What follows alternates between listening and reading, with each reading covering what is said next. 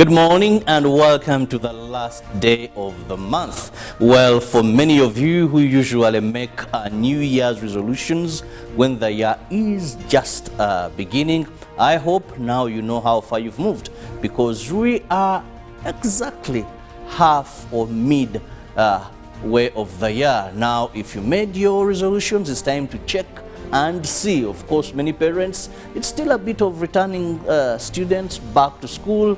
Many are still battling with a bit of school fees, but also the signing of the Anti-Homosexuality Now Act. Still, there's a lot of so much happening among communities. We've seen civil society organizations, religious leaders, people in diaspora, and the LGBTQ community also coming out. So there's so much that is happening home here, and of course internationally. We still have also a lot of people talking about what happened in Somalia, but well, it is a morning show and we are there to update you with what is happening locally and internationally.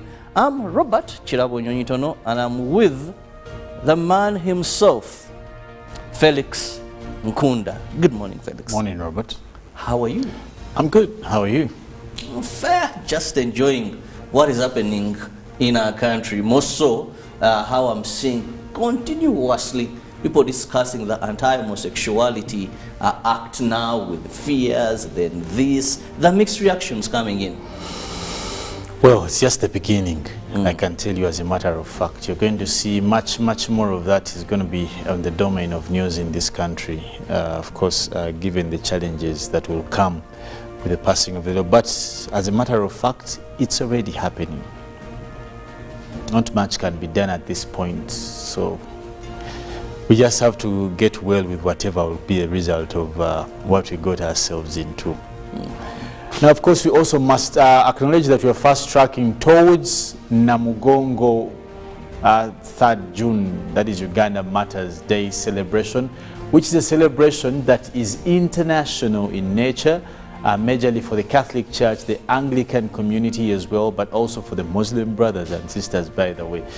Most recently, I've learned that there are a couple of Muslim matters as well, which probably they haven't given much interest into eulogizing, but nevertheless, for our sake, the Catholic Church and the Anglican Church, we are fast tracking towards 3rd June. Now, of course, we also must acknowledge great numbers of people who are trekking towards Namugongo. Numbers are increasing by the day. For some of you who live along the same roads, that is from Mukono, Jinja Mukono Road, you come to Chireka, Chaliwajala, Naria, and Ntinda Naria, and the bypass. Some of you who are driving, please be very careful. We have had cases of cars that have almost rammed into some of these people, but we also want to thank police and the UPDF. We have seen them many a times escorting these revealers who are trekking to Namugongo, but also want to thank the people who are there to welcome these pilgrims.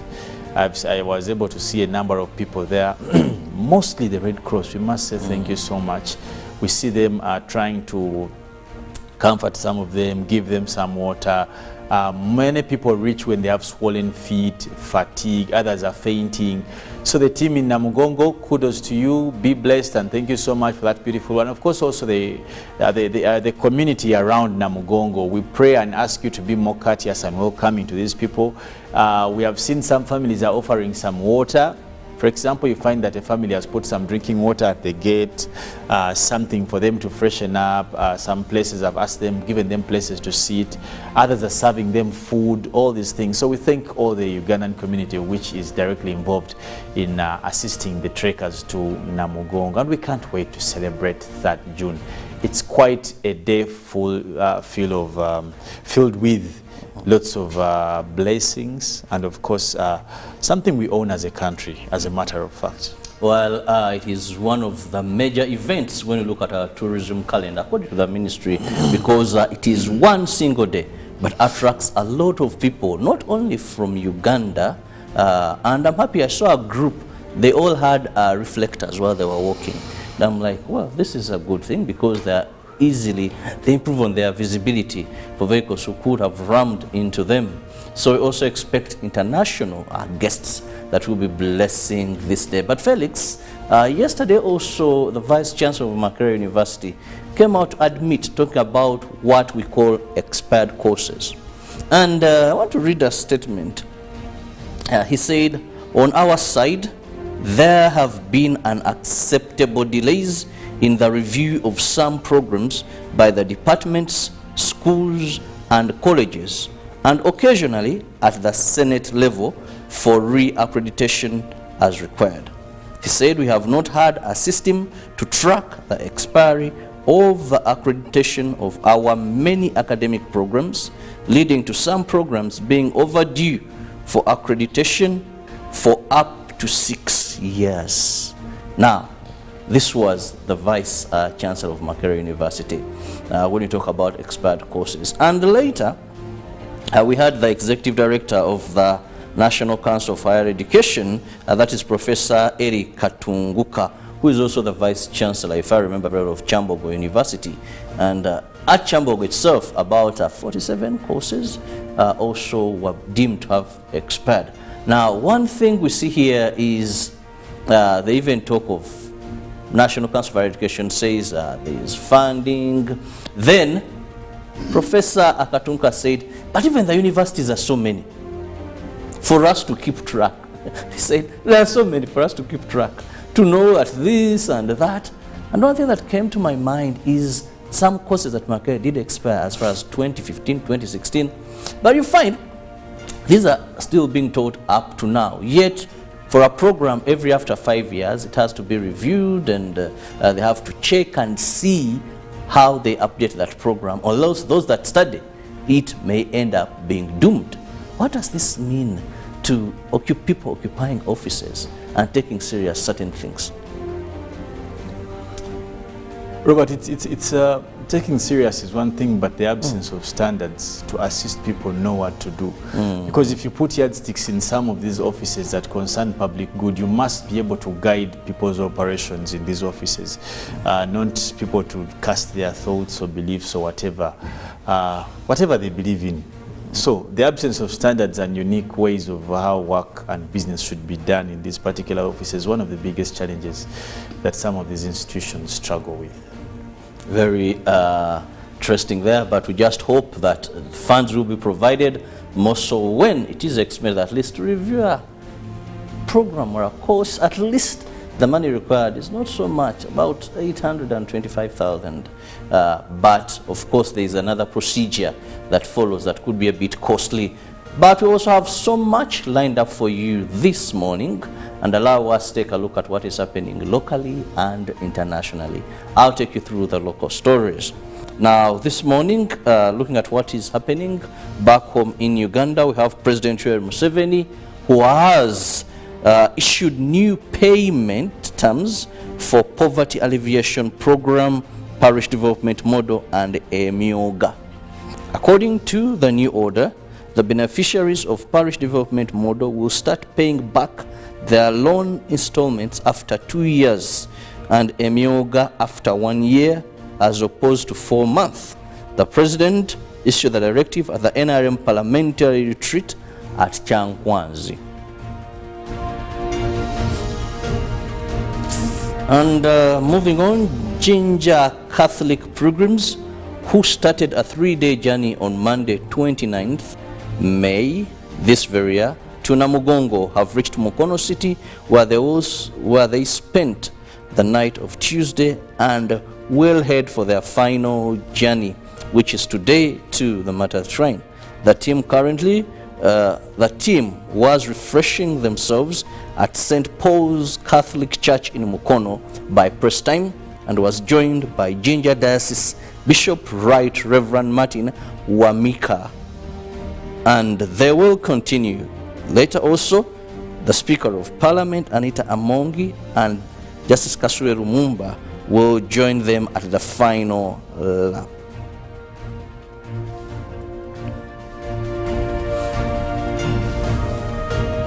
Still looking at our local stories, the Kampala Capital City Authority political wing has appealed to government to increase the budget allocation for KCCA to facilitate development of the city. The KCCA Lord Mayor Elias Lukwago said government can permit KCCA to utilize locally collected revenue to fund city operations. This was during a State of the City address. And finally, from the local scene, more men are said to be dying of HIV/AIDS than women, according to a recent figure from Uganda AIDS Commission. The Commission Director General Nelson Musoba said the prevalence is more in urban than rural areas. This was during the annual Candlelight HIV/AIDS Memorial at Ministry of Energy and Mineral Resources, where the Permanent Secretary Irene Bateve envisioned the world from HIV/AIDS stigma. We're now into international stories. North Korea says spy satellite launch crashed into sea. Now the North Korean did come out to say that the incident occurred as it planned to send up its first space satellite, causing it to crash into the sea. North Korea announced earlier it had planned to launch a satellite by 11th June to monitor U.S. military activities. Now it says it will attempt a second launch as soon as possible. The launch sparked a false alarm in South Korean capital Seoul, while Japan and warning was issued to residents of Okinawa. There was chaos and confusion in Seoul as people awoke to the sound of an air raid siren and an emergency message telling them to prepare for an evacuation.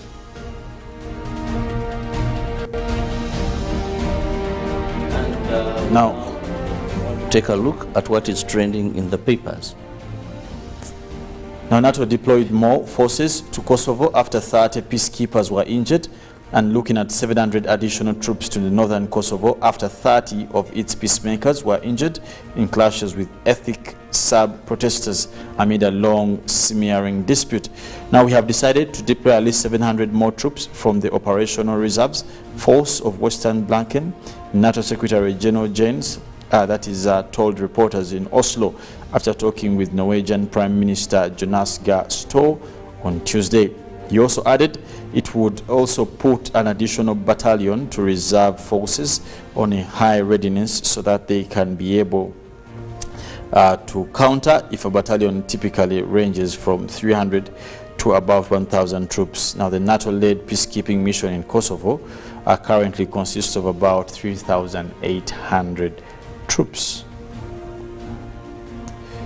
Now crossing back to Africa, intense clashes have been continuing in Sudan capital a day after military action agreed to extend a ceasefire aimed at allowing aid to reach civilians.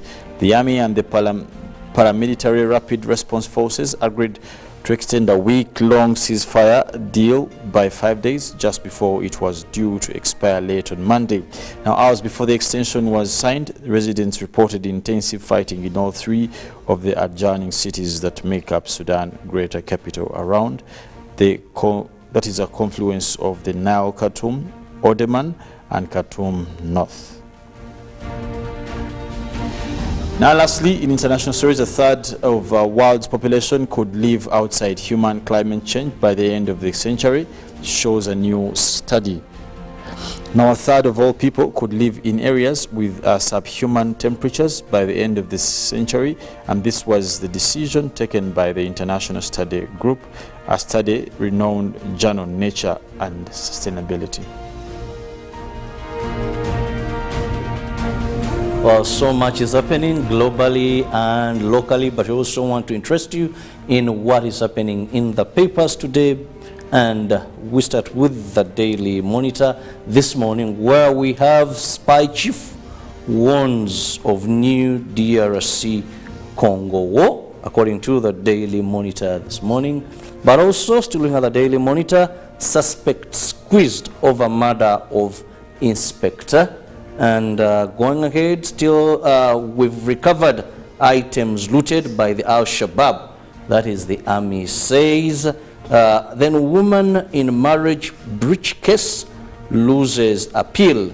And very interesting story here, though sad. We have top city hospital closed over rent. And the lizard comes out and says the patients will now suffer with the bills. How? Well, more there. Why is the West mad at Uganda over anti-gay law? The Daily Monitor brings you still something in regards to that, and the school season should get you ready with these exam questions. What are those questions? The Daily Monitor has more of those. Now we'll take a short break, and when we return, we'll be looking at our newsreel this morning.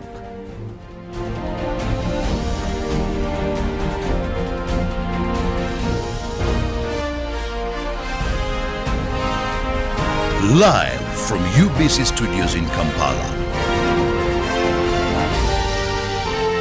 This is Good Morning Uganda.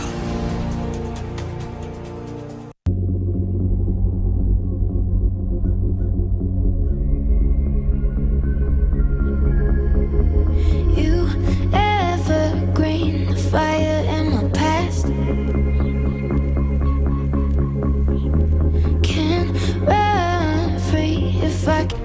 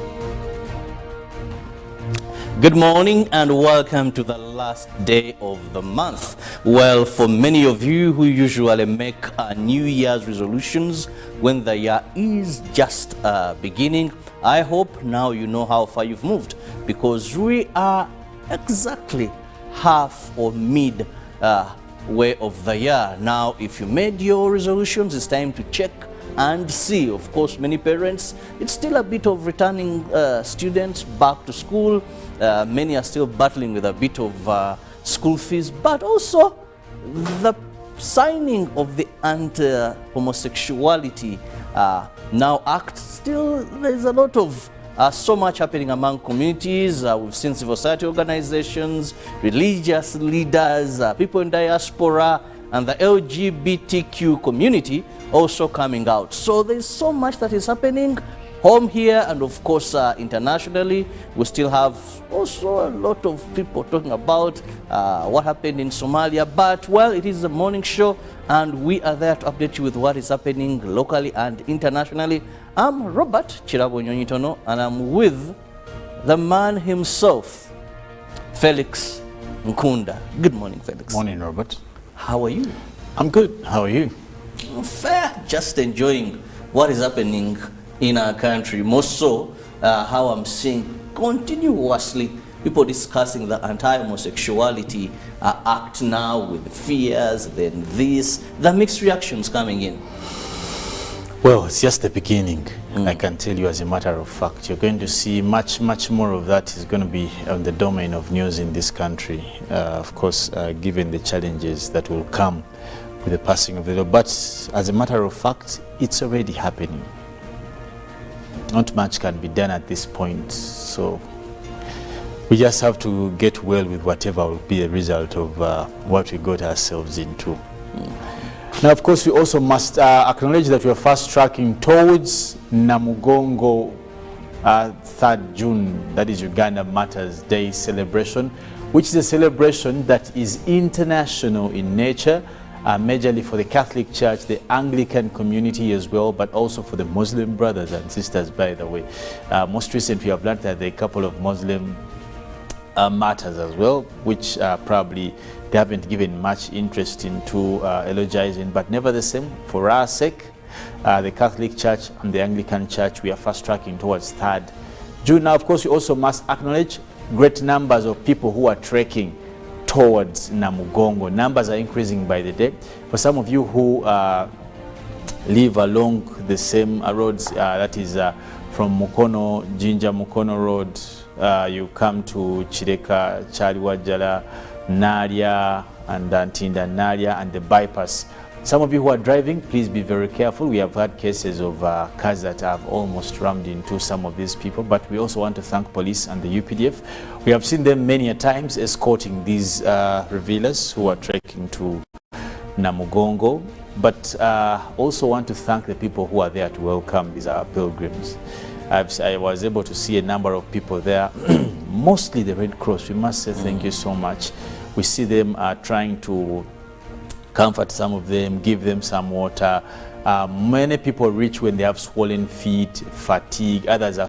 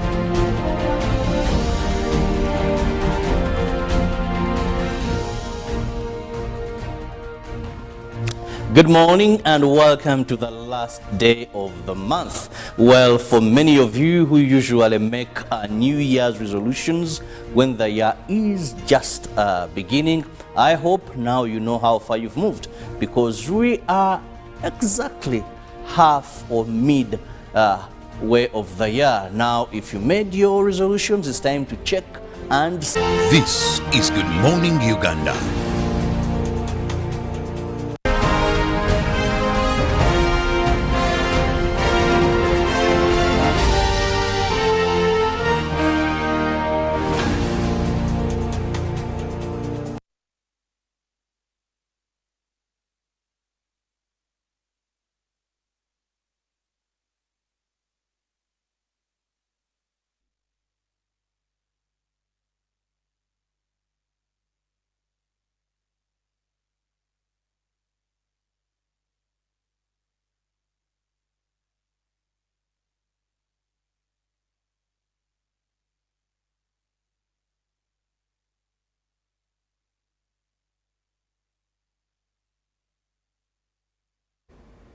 Good morning and thank you so much for keeping with us here on UBC TV.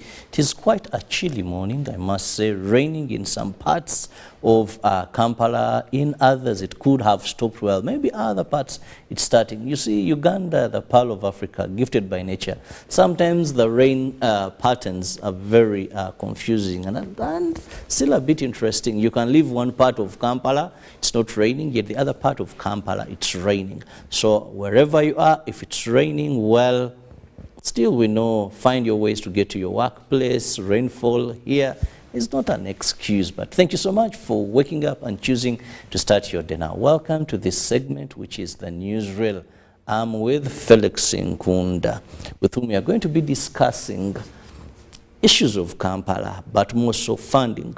Now, yesterday, the Lord Mayor, Elias Lukwago of Kampala, came out and asked government to increase funding to KCCA. He said money collected from market dues, property licenses, and of course also licenses given here and there, because usually KCCA collects money from trade licenses, property tax, and market dues. Elias Lukwago said this money is very little.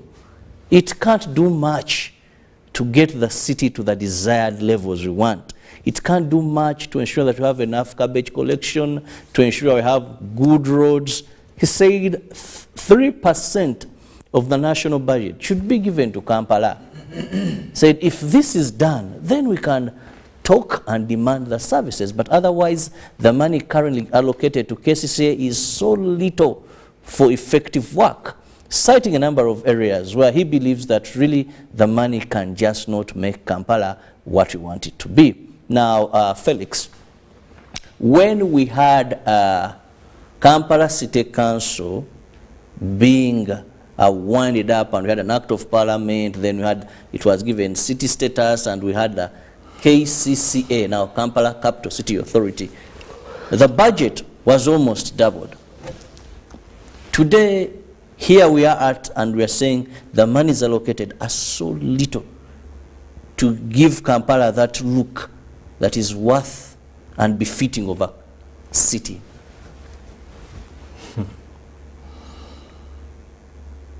Well, I think the assumption that money is the starting point for development has for long a time been abused. I know for a fact that it has its part, but what's the beginning point for a smart city? His worship, the Lord Mayor of Kampala, is quite on point. And clearly, as a matter of fact, Kampala needs to be funded. Actually, if you look at the budgets of other cities elsewhere in the world, for the budget of Kampala, it is laughable. That's a matter of fact. But there are two things you must also comprehend when you're talking about financing. Finances works towards directly into a present plan or anticipated plan, for that matter. You get the point. Like you must have an element where this that you're requesting for is going to fit in. Time and again we have been asking for the Kampala's probably physical plan, in terms of physical, in terms of where it's going to go, where it's going in the short term, in the long term. And these questions seem a bit obscure, but the people, the dwellers would want to know. What's the bigger picture of Kampala? You see, there's a statement in law and majorly in equity that he who comes to equity must come with clean hands. And for you to get equity, you must be willing to offer equity. The errors that have marred KCCA consistently make it hard for us to believe that the problem is just about money. Okay? If you remember the era of Jennifer Musisi and what the Lord Mayor himself used to say, that there was a lot of waste of money. How do you waste when you don't have enough? Secondly, as a country, we have consistently had arguments into the poor physical planning of the city, in terms of who allocates these plans, who accepts them, who people building in roads. All these things don't give us confidence that the problem is by far about funding. The 3% you're asking for, aren't you asking for you and your colleagues to feast? All these questions that still linger, but we don't dispute the need of money, honestly and truly. But what do we stand on to prove that, guys, look here, with the very little we have, this is what we've been able to achieve and do right. Yes. So how about you trust? Because like they're saying is, if someone cannot work with 50,000, then they can't work with even 500. 500,000. Yes. We must accept that KCCA is wanting in many areas. It has failed to get in sync with Kampala people. People don't feel like it's an authority for them. And this is manifested in every aspect of business. Start with the markets. Always having a way we accept it. Go to the drainage. Good, there was a law that among the 6. Yeah, actually, we must thank the president. Most recent, there was a law that came out to effect the latter. Now, come to issues of drainage. We are not talking about them building, but let's talk about maintenance. Yes. They'll tell you still money. But between you and me, you know, some of them, we see them spending in areas that are not directly affecting socio-economic development of people in Kampala. You go close to garbage. There have been issues in who gets the tender, how they got the tender. And how then they end up oppressing the city dwellers. And actually you've brought out something There's very an issue good. of trust. The things where where city dwellers will feel that they are them and they are for There's them. no, and that's the very first thing tender out that garbage KCCA yes. should worry about. Do the people in the city feel that KCCA is their authority? Can we proudly say as an institution that we have been able to sell ourselves to be, you see, acceptability is key in terms of governance. And regardless whether in public or private, acceptability, you must be accepted. Is KCCA an authority that is accepted away from it being a constitutional, a statutory institution? But you can be in place because you have to be. But people don't feel that you are, you know? Actually, most of the times when you look at the people that do business, they don't see KCCA as for them, but against them. And I think that is also another big challenge that Felix talks about here. The basics where you would feel that if this and this is put in place. For example, you brought that good example of garbage. You know, previously people knew that garbage would be taken free of charge. They had areas that had paid for, and these were garbage heaps that people would know that maybe I can move, put there, KCCA will come, take, then we drop there. Wherever the issue of tenderers came, someone wins a tender, says, well, I paid this amount of money, I must recoup back my money. Then now people have to spend so much on garbage. Let me tell you what happens in Kampala. You're seated in your hotel, office, and some man comes in they normally put on very light yellow shirts, and they're asking you for money every month to pay. There's a lot of, let me be honest. There are funny things that the authority is doing that are not explainable. When it comes to inspection of buildings, they have, you know, when it comes to people licensing, enforcement, that's the starting point. And I think even the Lord Mayor should be told that in as much as our issue, you may want to talk about money, but there are scenarios where money will be there, but you will fail. Because your clientele is not confident in the institution. So now you're asking for this partnership, but there is no confidence.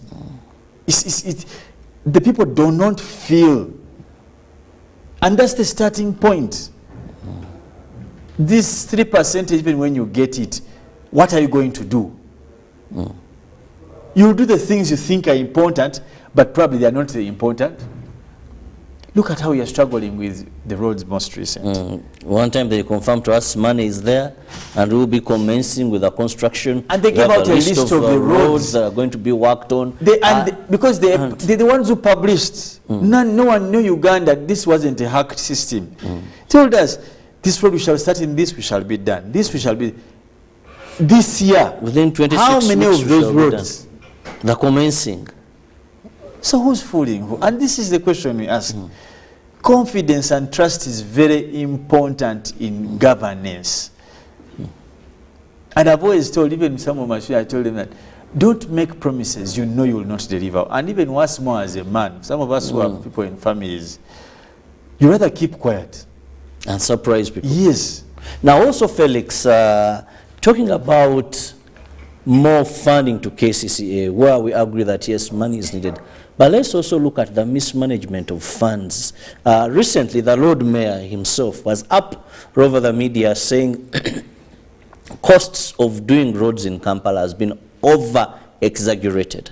I remember he quoted where KCCA demanded money because they want to make Bugorobi Port Bell, that road, double carrier. So say that they have put 40 billion Uganda shillings as compensation for people where this expansion. But the Lord Mayor said no one has come up even to say they need compensation, that this money is not needed anyway. We've seen him away from only saying that you're putting money where money is not needed and this should be investigated. But then he also comes and says... That is even goes without mention. It is simple judicial. People can't, that's not how the process has been. And I think he has been in town for long enough to know that if you're going to demolish someone's building, if you're going to use their land that previously was not gazetted as a road reserve, you have to compensate them. I think for me, according to him, he says most of these, the area either they're taking is business doesn't work according to individual thoughts.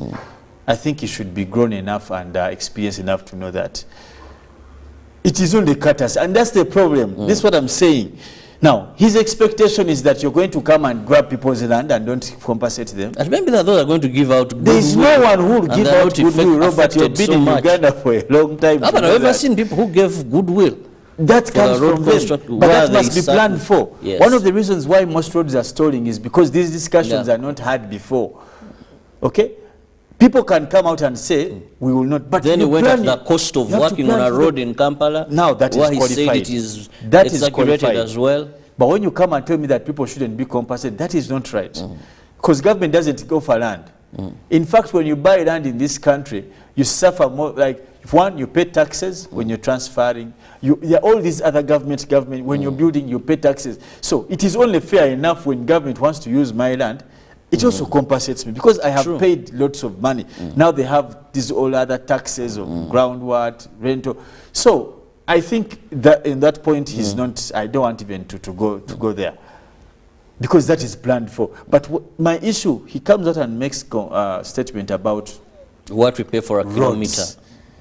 You see, I would appreciate more to have a very technical researched discussion than away from political and excitement discussions, excitement-driven discussions. You understand? I would prefer, because when the Lord Mayor comes out, I prefer he comes out with some document that is authentic. Maybe because he has the power.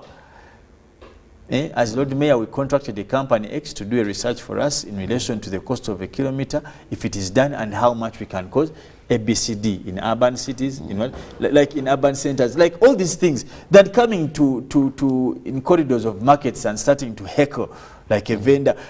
But that's not how governance should be done.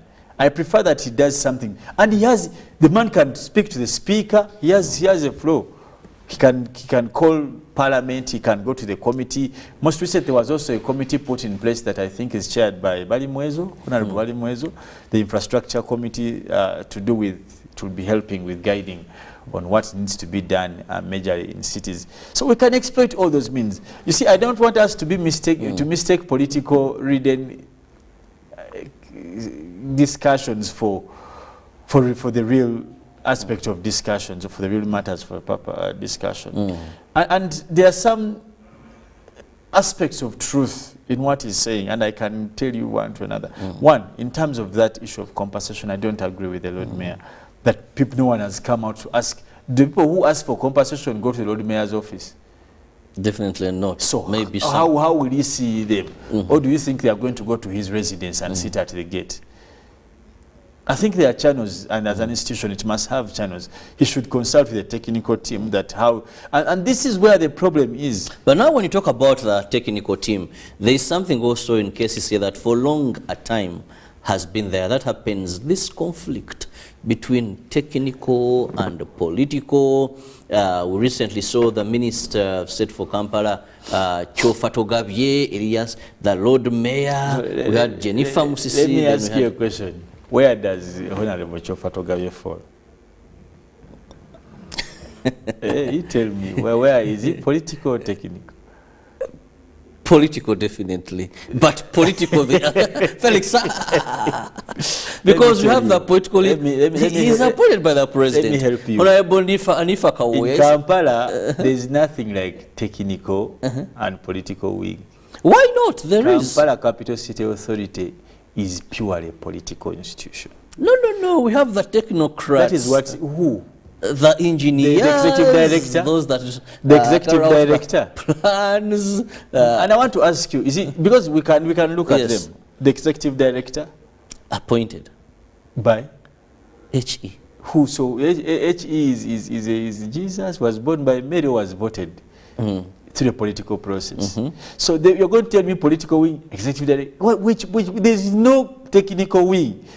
Even those directors you see there, they are there on cadre merit. That's why I remember one time we had an issue of one of the officers who was a diploma holder in an office of a master's degree. Because it's a cadre merit in the institution. And when people talk about this technical wing, there is no technical wing at KCCA. Let's be honest. If there was a technical wing, that should be going through public service or so, or a recommendation from UNRA, the likes of UNRA or Ministry of Works. Because of the technical, but if you still have that line of appreciation and you want to tell me that executive director, that only works to the top management and now top who appoints the one below the top management? They go on qualifications, which is they apply. Let me tell you, that could be hidden. You may want to buttercoat it that way, but then let's use this. Those are directly elected by people, the councillors, the Lord Mayor, and those that are appointed. Okay, let's take it that way. But then, but there have been endless where's the technical?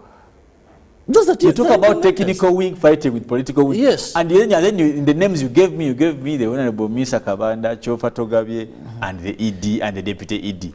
That is for what you want to call technical. But all of those four positions are appointed by the head of state. Okay, let's take it as... So I say it is simply politicals versus political. That's why you see the likes of Elias Lukwago always heckling, because he knows it is a political battle. You get the point. He's always fighting with the Honorable Chofatogabye because this is a political warfare. It is political parties at play. NRM has to prove its stance in Kampala. FDC wants to prove. Because you get it, mayor versus minister. So when you talk about this thing of and this is where, that's why I told you, the problems of KCCA are just not yet getting started.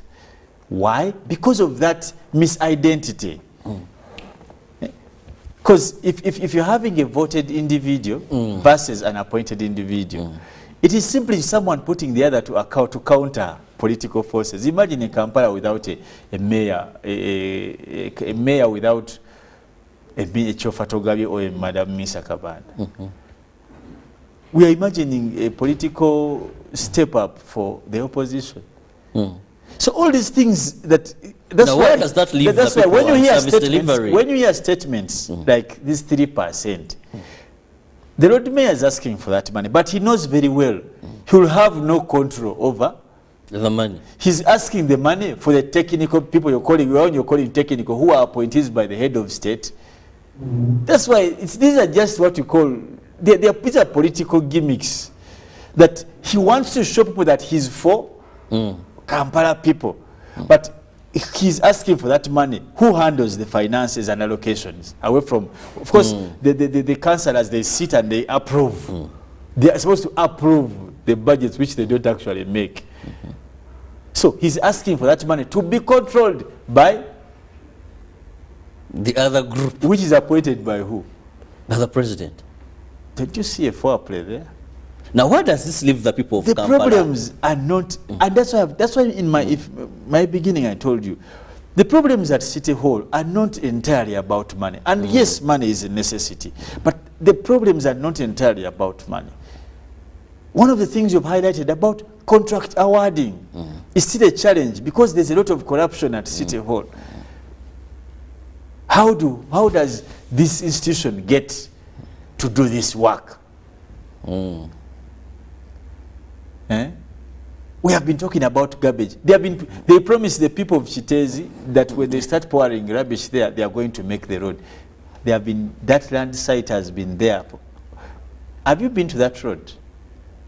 I don't want to dare. Don't think of it. I'm told it's in a very pathetic. It is dead. It is in the limbos. You know, you go to all this. You see, being more intentional is curative than actually. We can believe you when you say we don't have, but we have with the little we have. Look at enforcement. KCCA's fashion of enforcement. How many people are in hospitals today? These people who are enforcing KCCA, so many. Law and order. How can you eat mangoes of vendors? The body cameras, how far? Have you been to Ntwebyo? Those small things you Felix, find. how far with the body cameras? The deputy ED told us that they were starting, I think, a month, 2 months. They remember even we ran a story and they said next month we are. But I'm still fearing going by what sometimes KCCA says. KCCA is definitely wanting, and in terms even when it comes to PR, there have been. I remember our good friend here, Simon, was talking about street lights, how they steal them, and you know, those are some of the excuses that are very lame. Let me use that word. That we put street lights, then they steal them. Then they we lit a road in just a few months, and I wonder who that thief could be that can really drive, climb, and never noticed. I think the institution needs to step up its game. Actually, but people of Kampala are starting to, in Uganda, to kubabuka, I don't know how we put that in English, but they're starting to get this, to understand their games. This ping pong, chani, technical chani, everybody, that kind of game. Yet all of them are, like I always say, they are all. They're meant to be working for the people of Kampala to improve their welfare and their livelihoods. Remember the discussion about borders. You see, for you're talking about issues, the man is talking about 3%, but what happened to the conversation about borders early this year? In Sinegu, they even marked stages. What? We are giving every division the color. What? They took money for poor people. Actually, they were making business for these smile riding schools for individual. You go here, certificates. What? Where did that stuff end? Maybe sometimes they bite more than they can chew. Who opens their mouth? Who told them to bite? That's their problem. How is it our problem? Because you see today, the spokesperson will come and tell you, you see the deputy executive director saying they're going to have body cams because they're going to have new uniform. And time passes, you see nothing. We are just saying borders come by this date, uniform, helmets, and the story goes on and on. So is this institution maybe funds are what delays them, and Elias Lukwago comes and says if we get 3% of the national budget, then we can be able to have this. But we're told even the body comes that come and the money that was used about 11, is it 11 billion something to purchase? They said a lot of money that we are going to start with about to see how it goes. The ED, I remember UBC read the story, and it was the deputy ED. Yes. I'm very sure I remember that story, and he was saying how it is going to work, how they will work. The system is there. They have tested Now, let me tell you, the problem, and I told you, promises are bad. We lacked money for implementation. How do you plan for a project unless these people didn't go to school? We have people who didn't go to school in these offices. But any person who studied project planning, it has levels. You cannot start the first one without certainty of the last one. Eh? You can't say ngenda kuwasa. Then you reach the altar and you start telling the woman, now, because this ceremony is ordained by that process. Yes. Why do you come to disturb us in the journalism fraternity, the Kampala dwellers? To people, you make these young journalists carry cameras, microphones, for you sit in your office. Hey, we have brought this. Why are you disturbing people? And I think going forward, also the media should stop covering these liars. Because at the end of the day, you who runs the story, you become the fool. You get the point, because you cannot explain. You came here and told people you're going to do these roads, and you issued a list. And Felix Nkunda, as we were opening that day, as we were opening that day, looking at stories training, comes out and tells people of Kampala now enforcement is going to improve. I stand here on national. It's a national broadcaster. The president is watching with his dear wife and probably children or grandchildren, and we tell them Kampala come next month.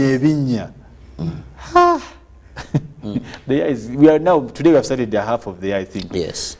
Today is I'm hoping today the 31st. Tomorrow will be in a new month. Tomorrow we can bring that list, by the way, and evaluate and look at. Yeah, I'll have it. I'll have it. I know some of the roads they have done. There's that road that in someone is in Kulambiro. This one road I've seen. There's that Kulambiro Kenyena road. And that one they have done some bits and parts. They are still. And that's the also have the executive director on phone. If you can't make it here to try and explain. I don't want to. No attempts done to have him have been a bit futile.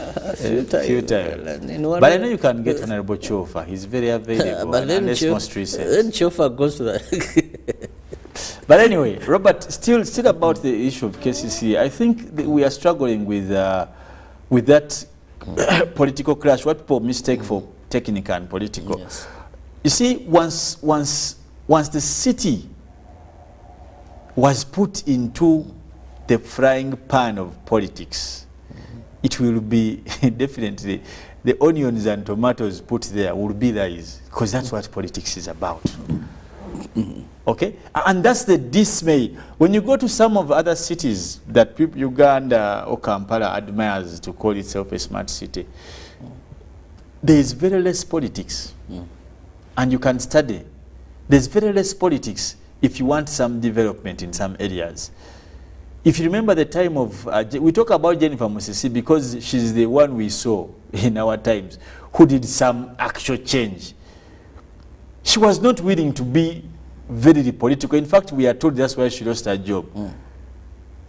That she was over-ambitious and not over-political.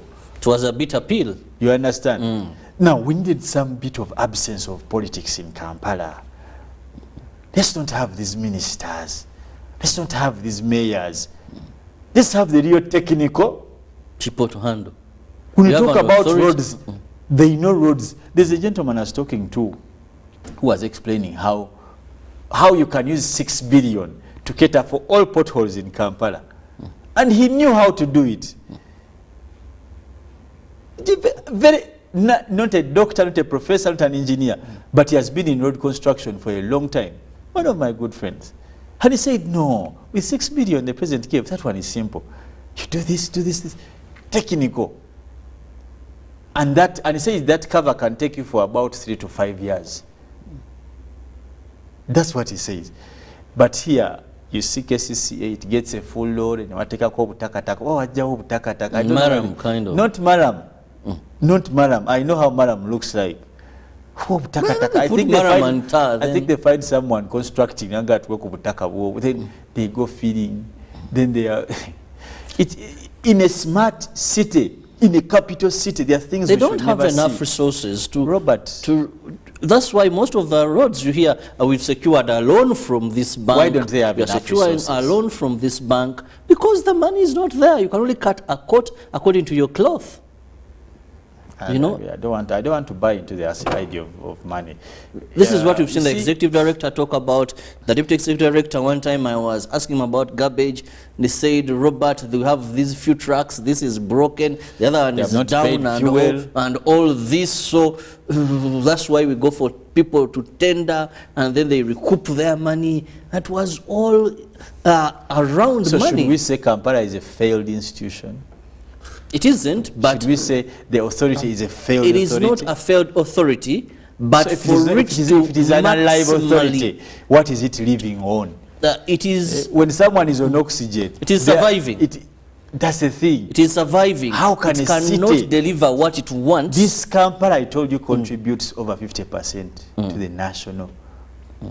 The money we get, how do you say it is surviving? because Then the leaders are wanting, they don't know what to do.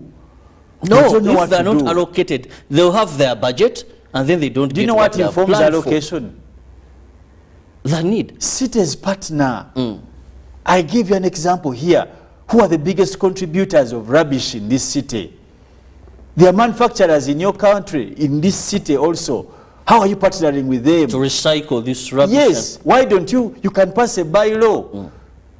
I told you for us when we were studying in Shimoni here, Unilever, I think it was called Unilever. Unilever. There's that company called Unilever that does Blue Band and what. These are ways cities. You see, the problem is that you want to think big and you're small. You are poor, you want to drive a big. Toina sente. Start thinking like omuntu ataina sente. If you're poor, think like a poor person to solve your poor problem as a poor person. What do cities do? Partner with these institutions because they're the ones who cause the biggest litter. Who are the manufacturers of Overa in Kampala? Look for them. Partner with them to clean the city. The Coca-Colas of this world, the Pepsi. Remember in primary what they used to do? They used to tell us that a child who collects Blue Band, you remember, will get a prize or win school fees. Ngatwakunganya obukebe bwa Blue Band. Yeah, mukuru. Eh? Onzijukize naku ya soda, collect and win bottle Those are the things. Win Now, school and fees. that's how you... Yeah. Omwavu bagamba enkoba za mbogo zijja zokka mu ki. I remember collecting. That is what cities Get do. the word, this company, you collect and Exactly. collect. But You get let one me tell you, letter, two that was not necessarily about collecting because the prize they were going to give you probably was a cape. Was Yeah, a t-shirt, you win a cape, you win a t-shirt. a bottle, a school bag, books. Why doesn't Kampala do these partnerships? Even though byetaaga budget, byetaaga mitwe. You need to not to be political. Eh? For example, when it comes to wastage, these drainages, when you're passing a plan of KIrabo wants to contract an arcade, do you ask them for their drainage plan? Why do you carry the burden that is not yours? But also, talk No, about that. just a moment. Okay. When, for example, you can pass a bylaw. What do you discuss? The problem for them, there's too much politics. That every person constructing a building in Kampala, because as I've told you, you're a poor person. Know what you can do. A person constructing in Kampala, you must do the paver before you to the road with good drainage. That should be physical planning by enforcing it. But what happens here? When it rains, it's a sewage. You've seen that. What kind of city is that? It's a sewage city. When it rains, like right now it has rained in the morning. You're like you're going through a toilet. But how? Why? And then, does that need money? That's why I don't buy into this thing. That one is an excuse. Well, monitoring and yes, politics. I agree with you, Felix. But Everyone is trying to throw the blame. It is the opposition. It is government. It is opposition. It is instead government. of taking responsibility. Yes. But these things, do they sit down? I want the Parliament County. I called Mr. Kavanda and Jofa Togabe to come and we see which schools we can partner with the producers. Coca-Cola, have you reached out? Because every day they are bringing products, but when you start to collect garbage, and I can start to be challenged. Go in the rubbish collected in Kampala. Look at the magnitude of plastics. Yes. Do a study. People here don't want to research. Recently, I saw the executive director thanking Bakawenja that they are doing a great job picking these and taking them for recycling. For recycle, but should it be them? Because they are getting some money out of that. Yes, Robert, look at the population here. You will see all the people even picking bottles. You will see abantu abakulu nga balonda obucupa. Yes, but for you, you've not done anything. Let's but all you're talking about look at another money, bit of it. Yes, we've talked about money, but also KCCA has had challenges with the monitoring and supervision. One, sometimes they talk about the increasing number and limited human resource to do that. You've talked about buildings where they will tell you a person will start building, they build at night, we don't have personnel there. They talk about influence peddling or meddling also being one of the challenges. Let me tell you one of some of the issues you're raising. My worst experience with KCCA. I don't know who told Ugandans that work is done during the day. Simanyi yabagamba chintu echo. That person should be caned. You see these guys filling potholes with soil, loam soil by the way, not what you, loam soil. Not even sand soil, loam soil. And they choose to do the loam soil feeding at 10 p.m. between the hours of 10 to 3. These are busy rush hours. Let's be honest. There are some kind of works that should be done in particular hours. How do you tell me that you don't have pot work at night? Why don't you create shifts? Inspectors.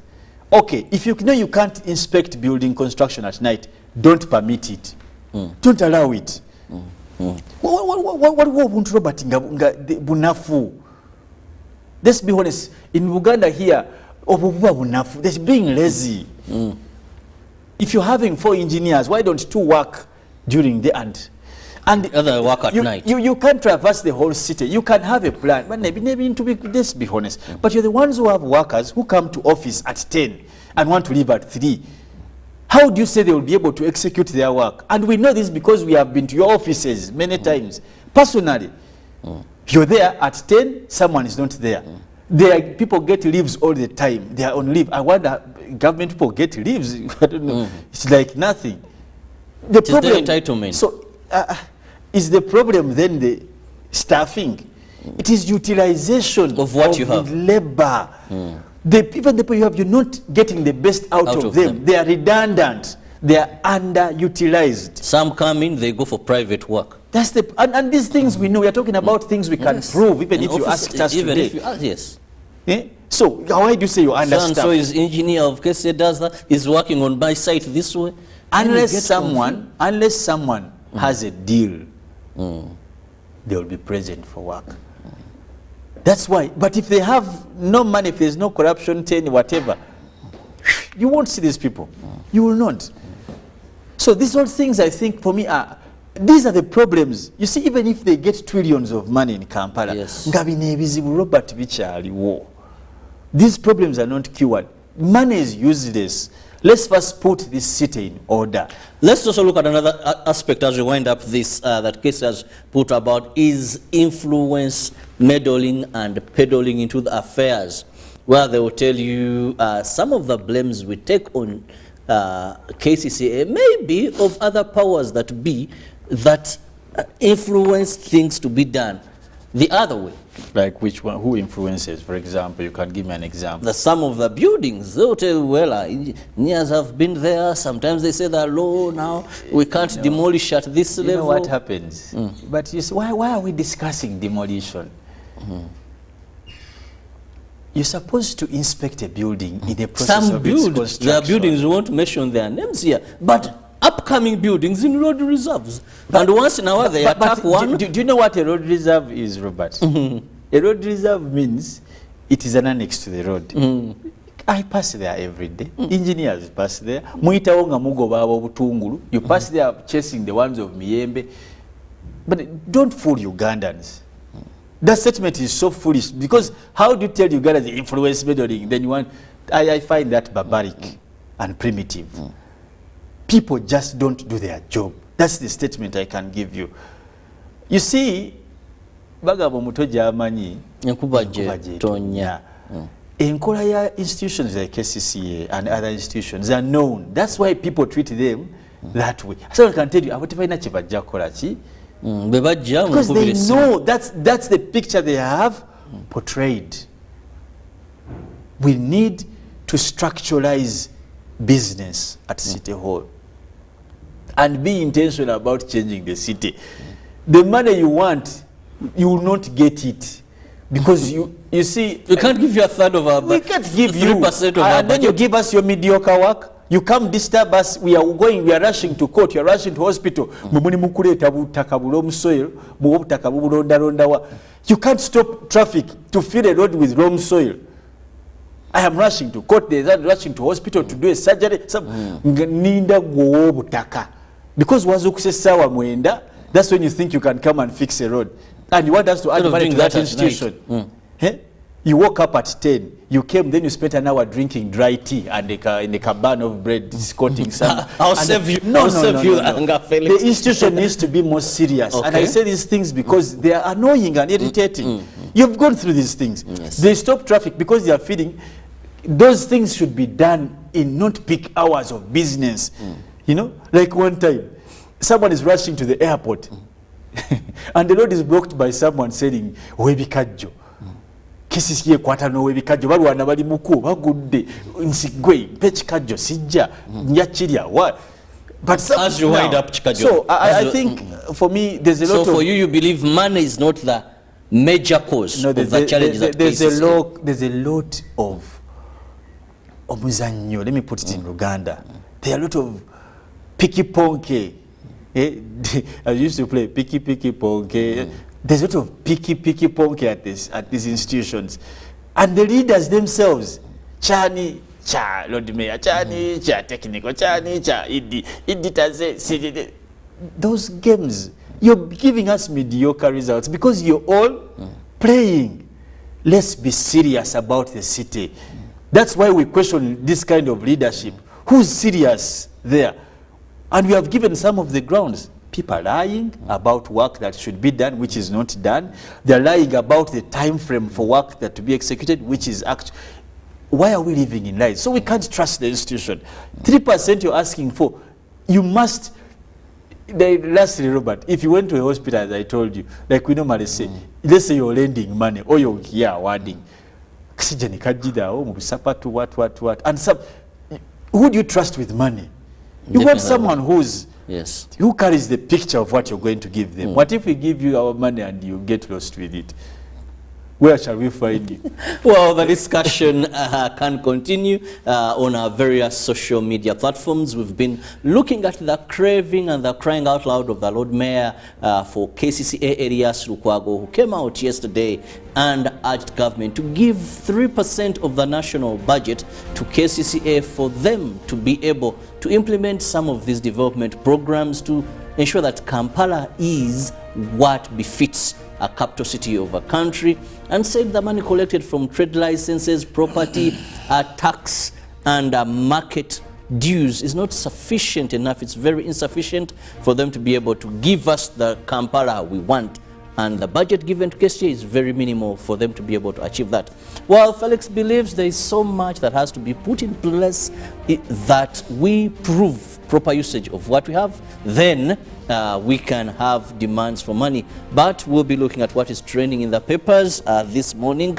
I'll take you through the Citizens and Felix will take you through the Daily Nation. Now, diaspora special status plan to be finalized by December.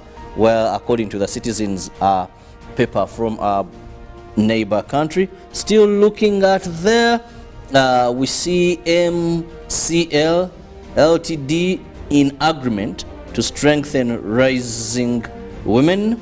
Still government pledges as 150 megawatt solar contract signed. Then World Food Program set to slash food supply to refugee camps by half. That's not very good news there if it slashes food supply to refugee camps by half. And moving on, looking at what is still in business, we see growth in IC premiers up to, that is 43%. And Mwinyi responds to queries on Zanzibar tender award. Let's also now take a look at what is in, that is the other paper. The Daily Nation, the big standoff over tax law and employ teachers on contracts to fix biting shortage, says Senator. And I have no apologies, Haji taken to task over withdrawal of case. And burden in retirement, how and why it's a big issue. Now vetting, I will seek dollar bond to ease pressure on the shilling, says Thuge. And that's basically what's in the Daily Nation. But of course, Robert, just as probably we conclude, you must take notice that rainy times are hard times in Kampala. Very What's something we've been talking about. So it's important for people who are leaving home. I think it started raining from about 3 or something. So you'll find that many roads could be filled with a bit of water. So they must be careful. Our children are back to school, just so you know, and that's a big worry for some of us parents. Please don't just send kids back to school without you assisting or pushing them. Many sewage lines in this city are not covered. They are not covered. It means these young toddlers can fall in. As my way here, number of incidents. My way here, I saw kids I normally meet kids who go to Nakasero. In the morning walking. So that's the same question what we're discussing. How safe is our city? Look at the rate of crime, these accidents. But also even our drivers, please check your car's mechanical condition. At least the wipers, the rear mirrors, the indicators, and also have visit called the triangular. This morning I almost rammed into a lorry. It had gotten spoiled. I think it had developed a mechanical condition. There was totally nothing. Remember when you're coming in the morning, it's dark with a poor lighting. Only as I was next to it, and then I noticed there is a lorry in the middle of the road. Those are many accidents that happen in that. In the middle of the road. So we must be very intentional. Yeah. And these are the things we fault KCCA for. When you talk about, these are the things we're talking about. Because we didn't get the right statistics of people who lose lives. You know, how many people have been taken by water? You know, we do these stories here on TV. So please be careful. It was a rainy night. You know the right signals. I don't know in Kampala, Felix, how people use indicators. Someone is just branching off, then that's when they remember to indicate. You know, someone is driving with the double indicators, leave alone maybe when it's a rainy season. When should one have double indicators? You know, someone's going to the left is indicating right there. There's a lot of confusion, and I think rainy seasons cars usually have issues with braking. Yes. So drive at the speed you can maintain and be able to control your car, check your brakes, but also have your wipers working very well, because when it's raining, one of the things you need very much is visibility, and visibility is second, and probably also they should drive very slow. There's no need to rush. Most of the times, rainy times, you can't be we see some cars swaying from this way. But also our traffic officers should be very helpful. Sometimes they're not helpful. How? In our traffic, probably for me, in our traffic tips today, this goes to the officers. You can't hold cars for over 30 minutes.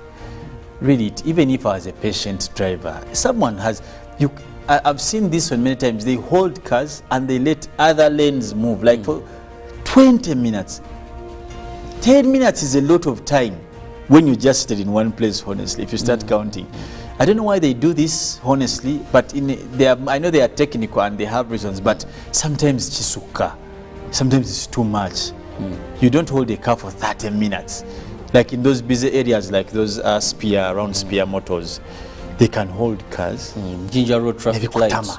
Down here, you can just get disgusted.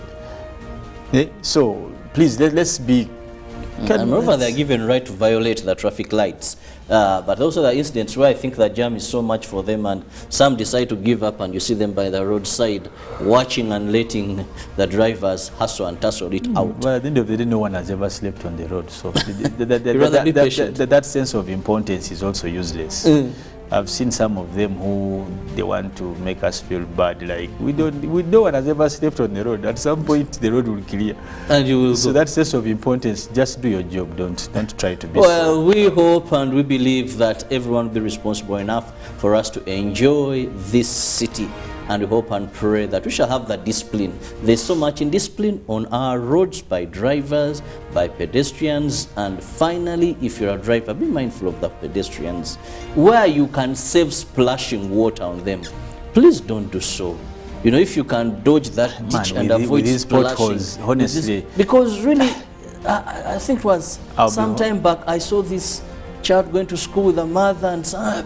But sometimes it's nothing to do. Honestly, we blame people driving, but I have noticed sometimes, you know, when it rains, those potholes are filled with water. Yes. Sometimes you can't see that it's actually a pothole. So these things happen. In fact, we just have to forgive each other on the roads. I have been a victim for both ends. I've been splashed water and I've splashed, yes. And it's painful. I don't say this in a proud, it's very painful. But I don't ever be intentional like kanonya, kanya. No. The kanya is already there. Sure. Those ones are sure. But sometimes you don't see because they are filled with water. So on a rainy day like this one, let's be very careful. That's why I say let's drive slowly. Let's drive slowly. Well, at least the if you have to be somewhere in a particular time, wake up much early. Honestly. But the kids are back in school and there's definitely going to be traffic on days like this. Well, we'll go for a break, and when we return, we will still be having so much for you in this show. Good morning, Uganda. We'll return shortly.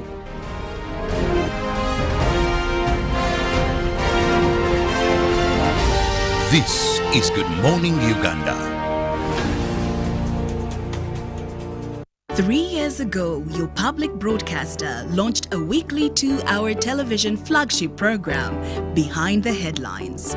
A very warm welcome, and I want to welcome you to this edition of Behind the Headlines. My name is Charles Odongso, and we are back yet again. Now the public broadcaster is engaging gear to explore the next level in the public discourse space, delving into what is really behind the headlines. Connect with a new era of public discourse as Behind the Headlines, the must-watch weekly talk show, introduces your new host, Timothy Nyangweso. With a fresh perspective and innovative ideas, Timothy is set to take the show to new heights while continuing the legacy of excellence established by Charles Odongso.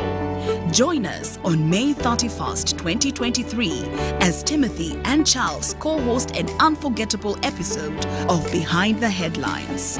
With their combined expertise, insightful commentary, and engaging personalities, this promises to be a show you won't want to miss. Tune in and be part of the conversation as we explore the most pressing issues facing our society today. Behind the Headlines, where knowledge meets innovation. Talk with freedom. Get MTN Freedom voice bundles that don't expire. Dial *100 *21# or my MTN app for more bundles. Together, we're unstoppable. Juko. Yo. Wachikuwa. Check the shopping, man. What's your secret? Haven't you heard of the parish development model PDM? Yes, I did, but I thought it was just a talk. No, Sebatia. It is real.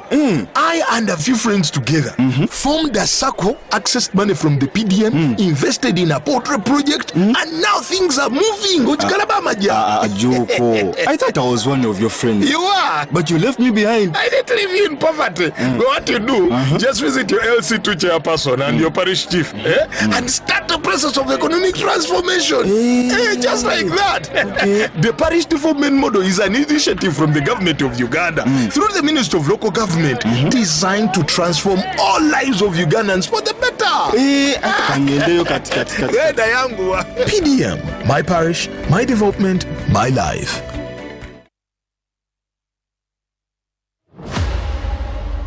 For 10 years, the Uganda Film Festival has been shining a light on Ugandan cinema. This year, we're celebrating a decade of excellence in filmmaking, innovation, and storytelling. Get ready for a week of physical and online workshops, masterclasses, and film clinics with some of the most experienced film experts in the business. Experience the magic of cinema with a diverse lineup of films from Uganda, Africa, and beyond. The festival runs from the 22nd of May to the 2nd of June 2023 and culminates with the Awards Gala, a glittering event that recognizes and honors the best in Ugandan cinema.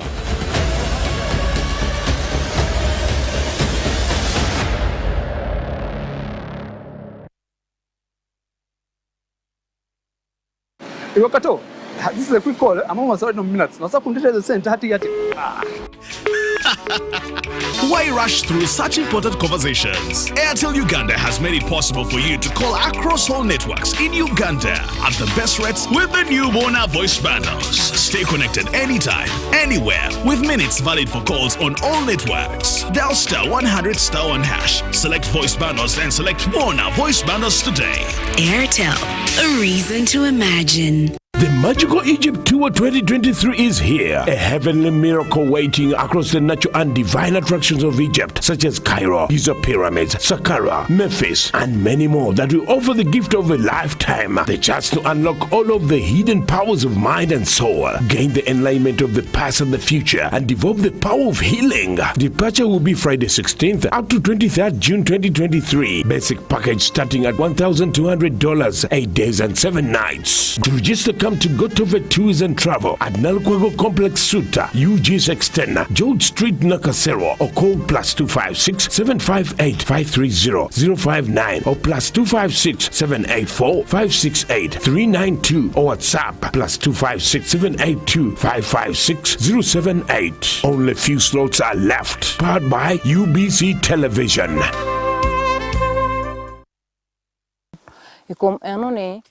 In 2007, a team from Prelna came and they started teaching us how to farm. They began by teaching us about food security, where they educated us to grow cassava and also agribusiness. This kind of farming, the project also taught us how to sell as a group after finding a market. The support from the project has been so good to us.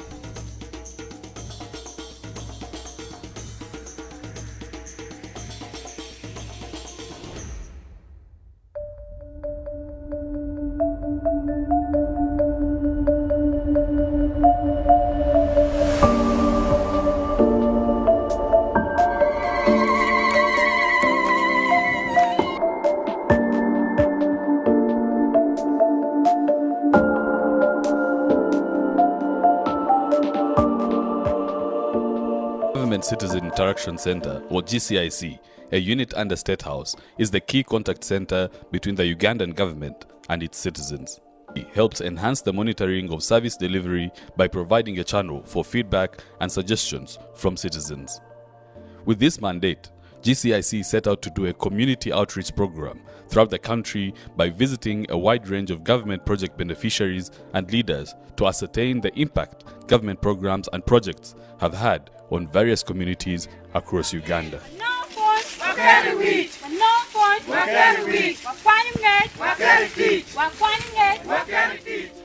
The project for the restoration of livelihoods in the northern region or Prelnor is a Government of Uganda initiative currently being implemented in the Acholi sub-region and Adjumani, with the Ministry of Local Government as the lead implementing agency. First and foremost, Ministry of Local Government is responsible for coordinating government policies, projects, local economic development in local government. And therefore, we normally mobilize resources in form of projects for investment into local governments. Now, Prelno is operating in 9 districts. The all of Acholi sub-region, that is Gulu, Kitgum, Omoro, Noya, Amuru, Lamore, Pade, and Agago.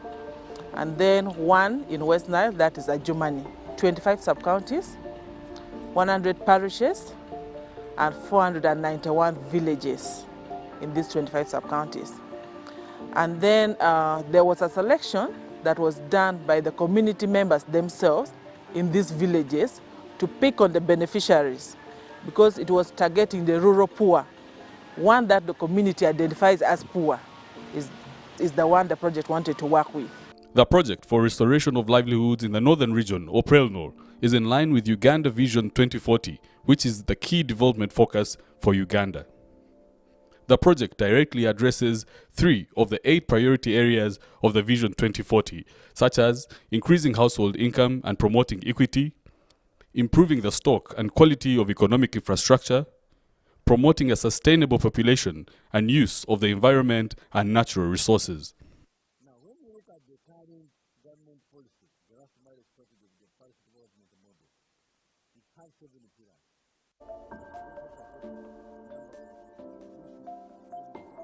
A higher proportion of farm households who are not yet market-oriented to achieve levels of production that enable them to take advantage of the opportunities offered by the market linkage and infrastructure component.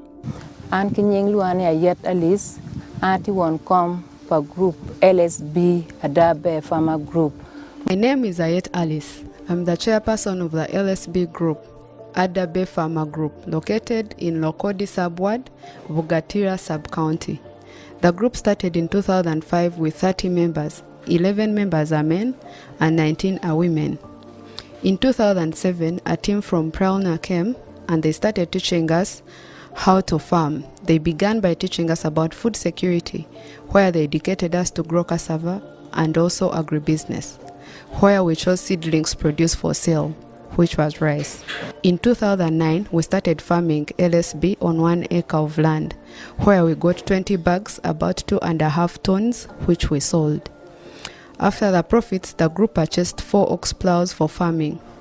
After that, we expanded the farmland in 2002, and the harvest was good, which was all purchased. After the sale, one of our members that year purchased a cow. As we speak now, the number has increased to 3 under this project, where we acquired knowledge on best farming practices. The way we farm has changed. Another component of project for the restoration of livelihoods in the northern region is market linkages and infrastructure, where main activities focus on working with economic-oriented groups who have identified business opportunities and profitability as their priority focus. Farmers with surplus crop production receive increased prices and profitability and sell larger volumes of crop products through expanded access to Ugandan and regional markets. My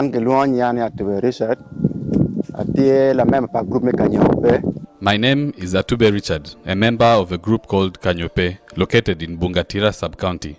This group started in 2008, but the Prelnor project started supporting us in 2009. The project has offered us training on farming, and the training we got has helped us immensely. We used to farm in a traditional way, planting a variety of crops. But when the team from Prelnor approached us, they asked us to choose particular seeds to grow which can yield very well in our area. We chose groundnuts and rice, which we are growing. With this kind of farming, the project also taught us how to sell as a group after finding a market. For restoration of livelihoods in the northern region, or Prelnor,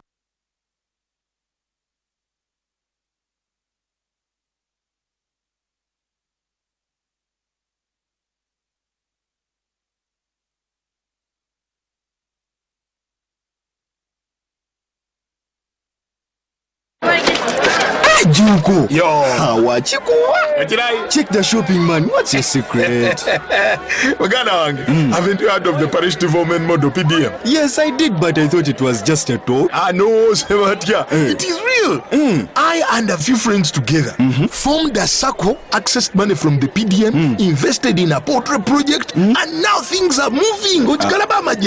Juko. I thought I was one of your friends. You are. But you left me behind. I didn't leave you in poverty. What you do, just visit your LC2 chairperson and your parish chief and start the process of economic transformation. Just like that. The parish development model is an initiative from the government of Uganda through the Ministry of Local Government designed to transform all lives of Ugandans for the better. PDM, my parish, my development, my life.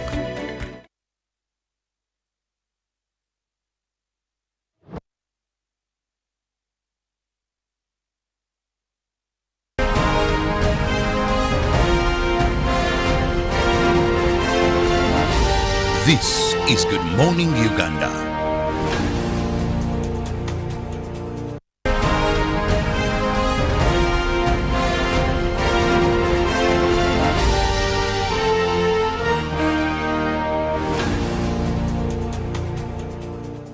The celebrated World Over 45 Uganda Matters started their fate of death from Kabaka Mwanga II's palace at Munyonyo, present-day Munyonyo Shrine. However, this place has been developed from a shrine to now a minor basilica. It had a prison, I really wanted to know that, and it would act as a court. By the king sitting on his throne, he would now judge or pass judgment, pass decrees and policies. Those, the Uganda Matters chose to follow the new religion. And the process, this actually angered him more, that he passed sentence that they should be killed.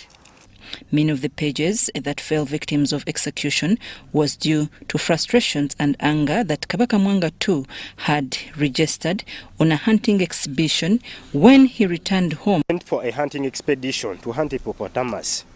He lost his golden gun, as he had told you. He lost his golden gun, so he couldn't proceed with the hunting. So he had to return back in the palace without meat, since he had gone to hunt hippopotamus. Instead of coming back with meat, he came back with 2 geese because the gun had been fallen into waters. So on his way back, he met a fortune teller who corrupted his mind the more. He turned the anger on the pages whom he never found at the palace. They had gone to attend prayers administered by the white missionaries, Father Laudel, Mapela and Brother C.T. Amansi, commonly known in Uganda as Amansi. Den Sebugwao, one of Kabaka Mwanga's personal attendant, was also absent. On return, he was asked by Mwanga where he was coming. He told Mwanga that he was from learning the new Christian religion. His response never spared him. Kabaka Mwanga responded with a spear to his chest to scare other servants. In the very place where Kabaka Mwanga II stabbed Den Sebugwao to death, a church has been built with a monument in honor of Sebugwao.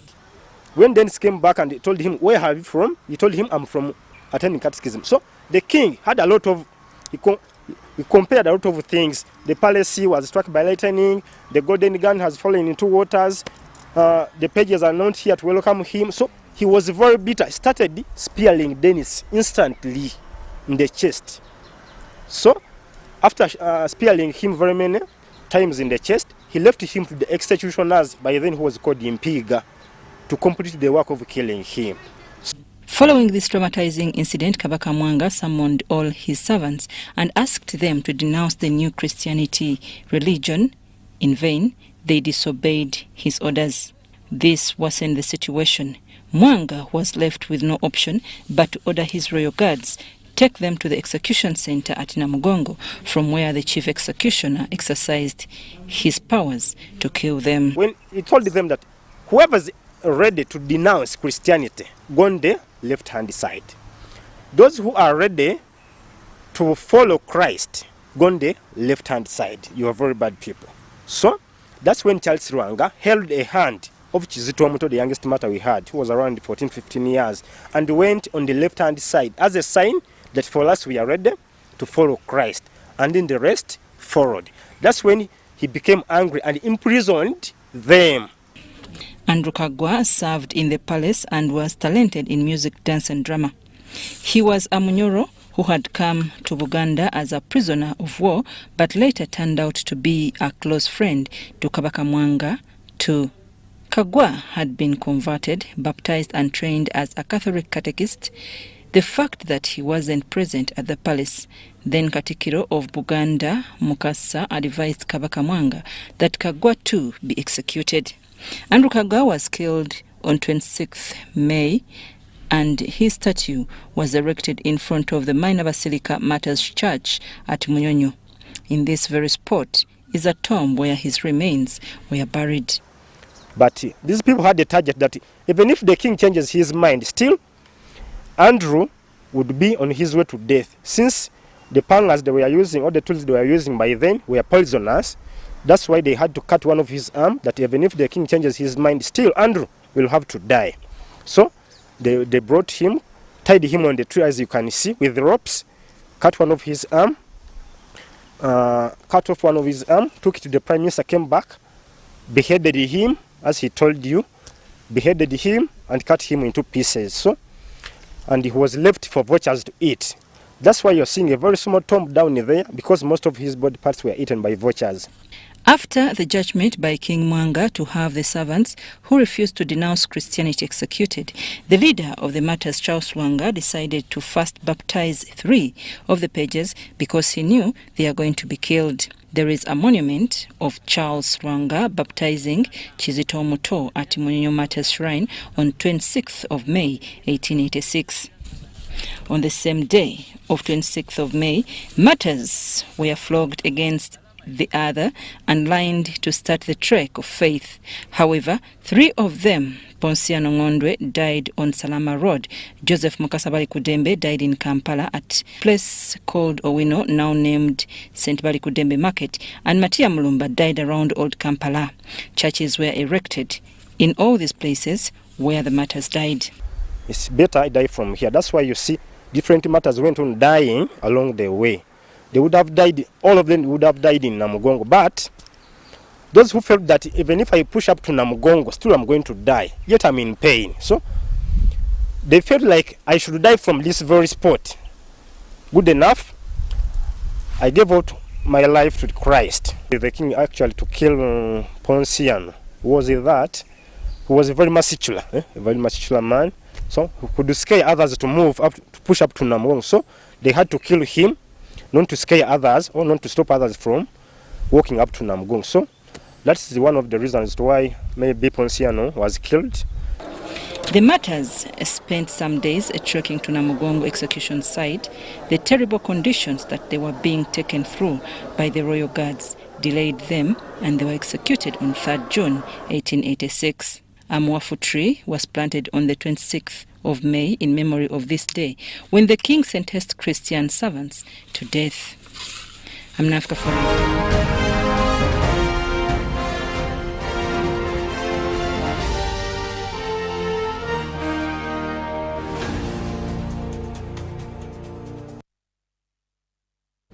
What a story, very rich in history regarding the Uganda martyrs that died because of their faith on orders of Kabaka Mwanga II.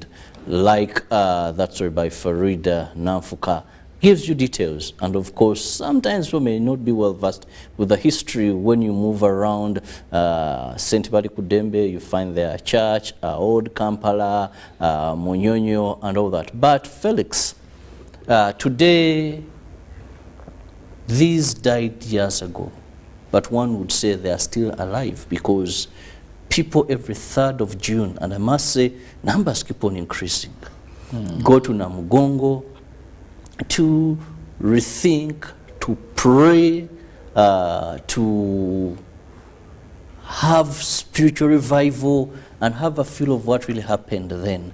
Let's first of all look at their deep rootedness into their faith. You know, because I bet today who would die for their faith, they would be there.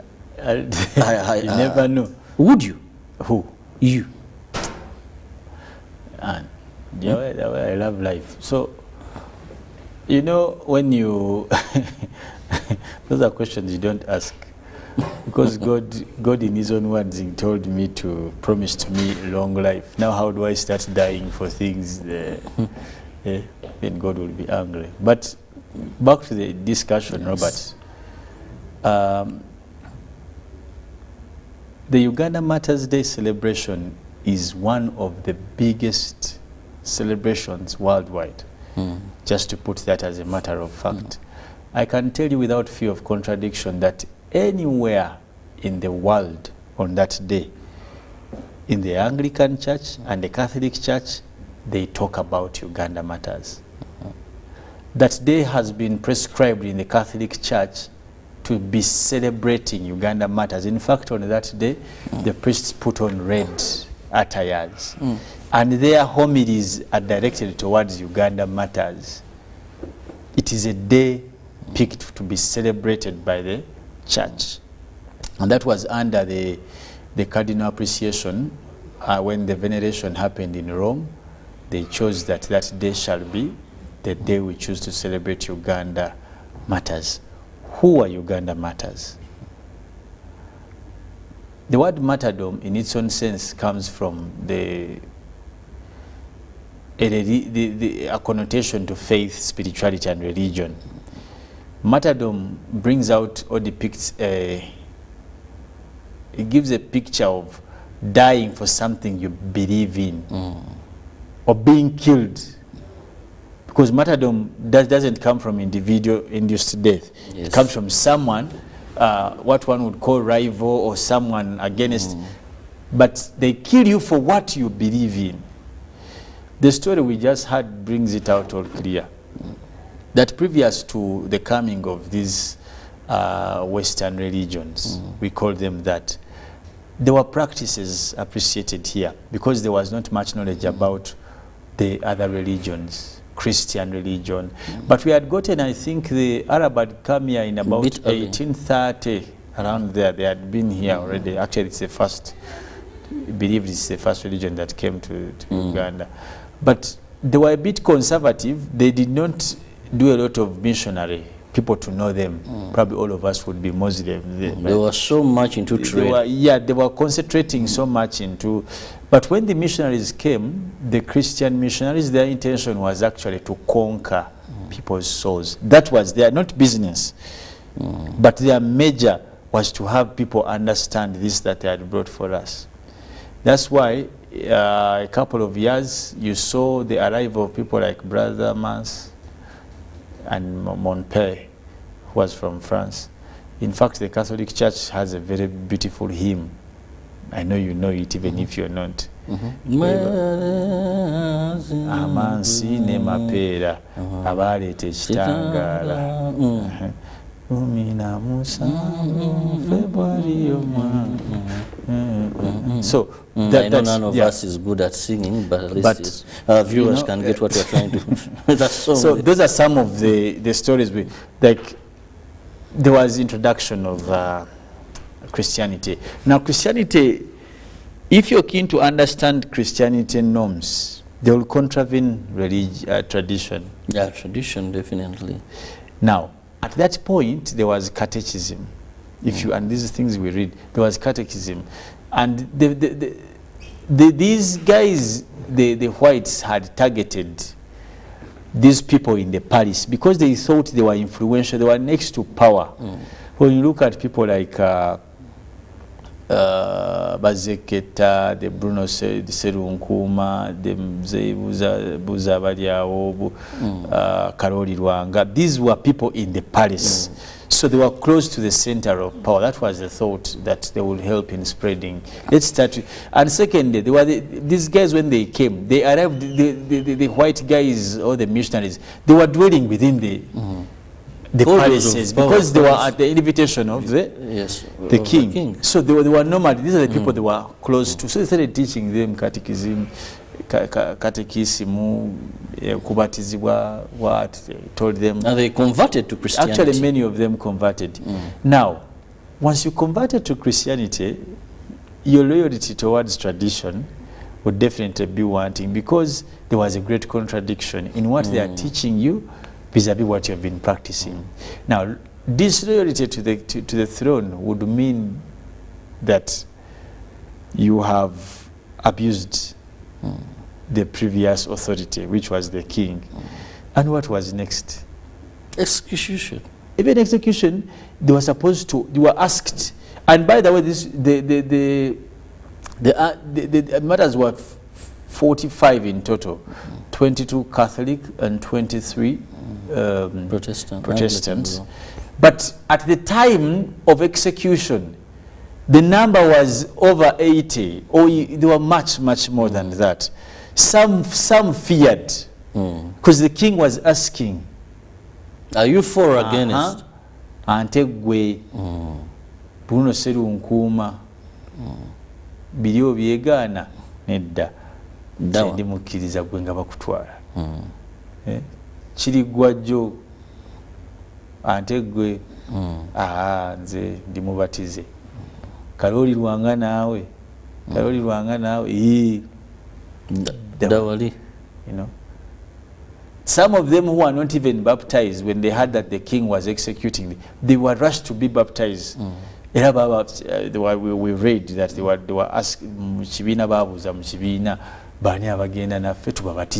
because they knew the repercussions. They had dwelled in the kingdom for a long time, and they knew what would happen if you were caught off guard. So they said, wouldn't want you to be executed and having not been baptized. Because the belief in the Catholic Church is that the sacrament of baptism is a sacrament that washes you off your original sin and inherits you into the new domain of Christianity or Christ. Sacramentu ye sacramentu etujjako ekibi ekisikire ne tufuula abaana ba Katonda n'abeekelezia. Baptism. So that was the belief, and because they had been studying the catechism, that was the belief that you rather die baptized, having left these traditional ways, and what we inherit you into a new. So all these tendencies were annoying the king, and many of them, that's why they were killed in phases. Now, the history we hear that the word Namugongo came from how people were pulled. Baba twaliranga ku migongo. That is the history we hear, we read of. That there were abamu, this thing comes out more in Uganda. Abatende walirwanga. You know, some who failed to walk because the distance was wrong. For example, some people had to come from Munyonyo. Abamu basanga kuva mu Lubiri. You can imagine in those. So some, and remember they were being traveled, being beaten, no water. Now, some had of even them prior gotten beatings. And that's why many died on the way. Yes. When you hear there's and yakagwa yafira somewhere in Chitagobwa. No. Chigowa, around where there's that Ndere troop and Yakagwa. There's one who died there. Tibali Kudembe, the one you've said. Those of old Kampala.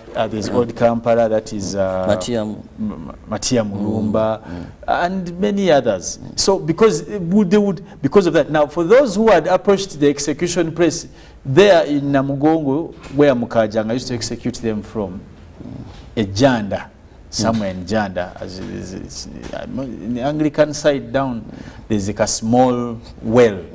That's the history we read, and that's what they have been telling us. That so many people were being pulled on their backs. Gawaino Batu, where they were going to be executed from. So they used to pull them on their backs, kumugongo. Erije batutte basikira kumugongo. Namugongo. Batuso batya ku migongo. Babatutte batya batwalidde ku migongo. Ewa. Eri noza Namugongo. That's how we are told the name comes into our life. So Namugongo, the activities started to be popularized because the people who are being martyred were big people in the kingdom. We have talked about people like Muzei Karoli Rwanga. Karoli Rwanga was not a normal person. He was a big person in the palace. The Chirigwa Joes, the Bruno Serunkumas I think Serunkuma was a musician for the king. Babali Mutongori.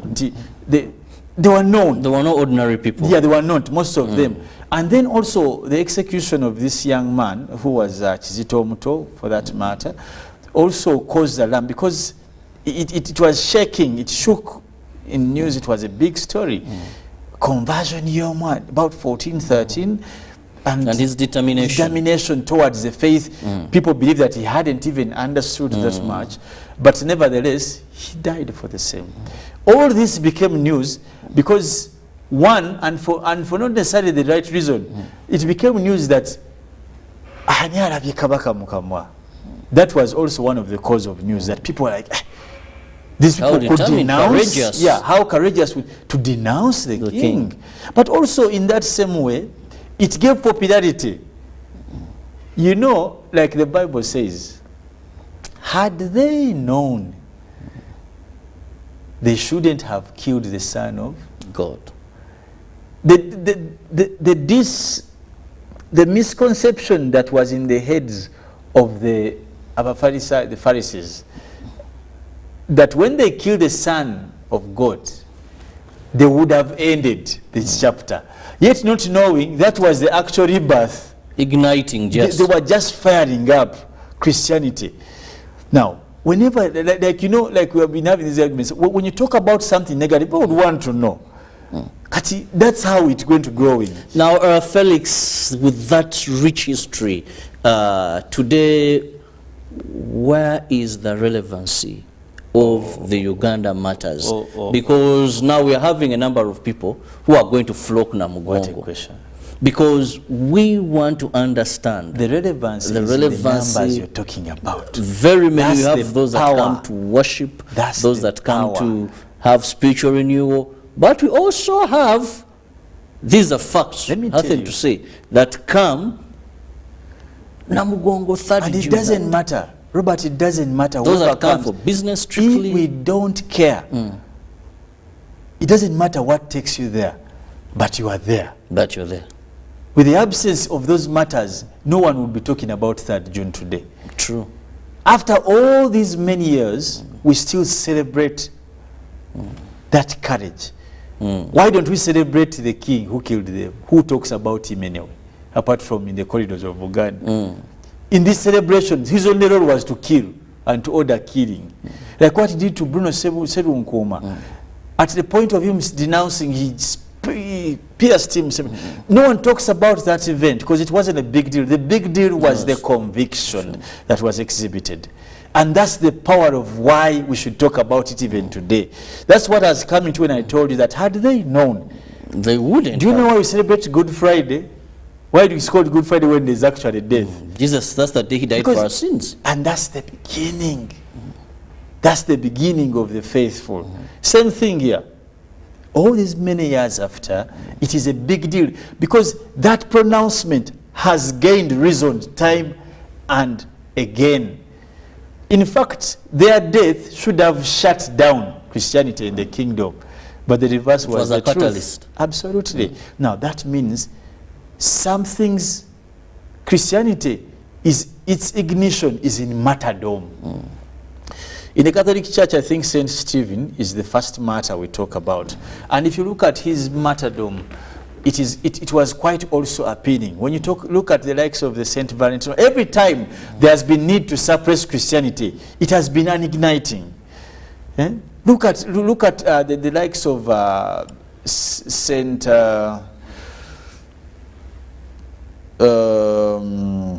what is the name? I'll give you. But all the saints, the intention was to kill their vigor, to kill their. But it ended up, that is the power of Christianity. Just igniting. That's the power of the people. That's the conviction. You've seen people walking from Kenya. Rwanda, Tanzania. They are not mad. They are not fools. They are not absent of work. But they celebrate that comes with conviction in their religion. And that's the power of religion. You can imagine, I've told you, who talks about Kabaka Mwami? But he was a king, okay? He had land. He was the one who sanctioned their death. Why don't they talk about? Why doesn't the country have a day to celebrate him? Who talks about Mukajanga, the chief executor of the king? Because there was not meaning. This is and these are the things we tell people in terms of Christianity and faith. That is the power that makes us, the power that makes us believe in things we don't even want to pick most information about understanding, but like the issue of faith. That's the power of religion. You will not understand. When you see an old woman 101 years, I saw one who, the first people who arrived in Namugongo, walking with a kid of 3 years walking. That's the power. So days like these are very important. In fact, sadly, many Ugandans have not taken, and this has nothing, by the way, to do with different religion or denominations. It has everything to do with taking time to understand what we call conviction. Like the question you asked, recent day martyrdom. With all these clandestine, cheap people trying to portray themselves, you can imagine there are people who are not fearful to attack Uganda matters. When they get on the pulpit and they want to attack the practice of celebrating Uganda matters.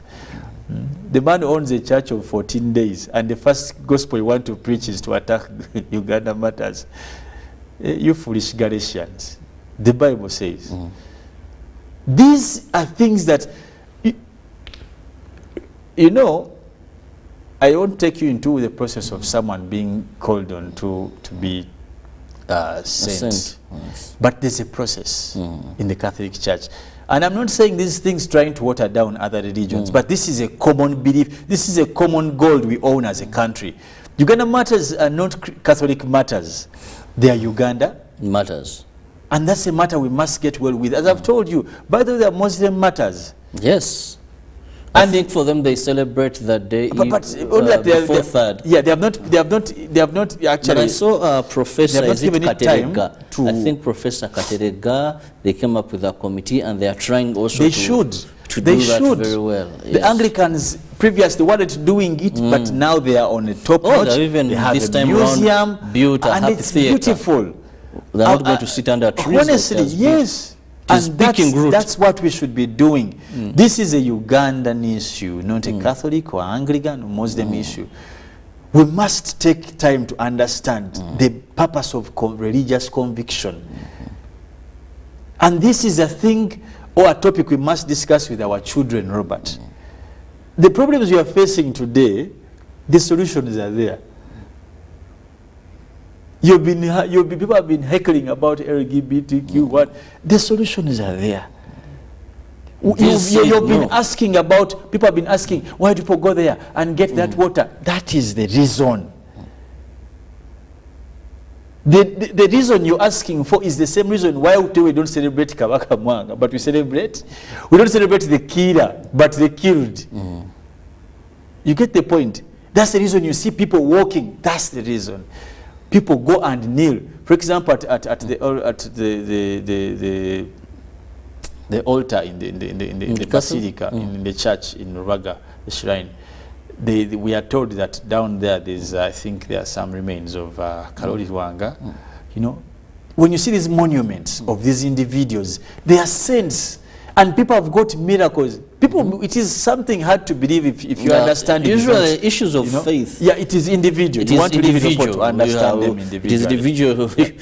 But and how we things work. Yeah, but I don't. Yeah, we're not. But there's but one general thing is that these are you Ugandans. Celebrate these Ugandans who died because of their faith. And Felix, I must let you. No, of course. And let me conclude by saying this. I can say as a matter of fact that the Uganda Matters were a big contribution to what Uganda is today. In terms of political, as events rolled out. Their courage has been proved beyond their own selves.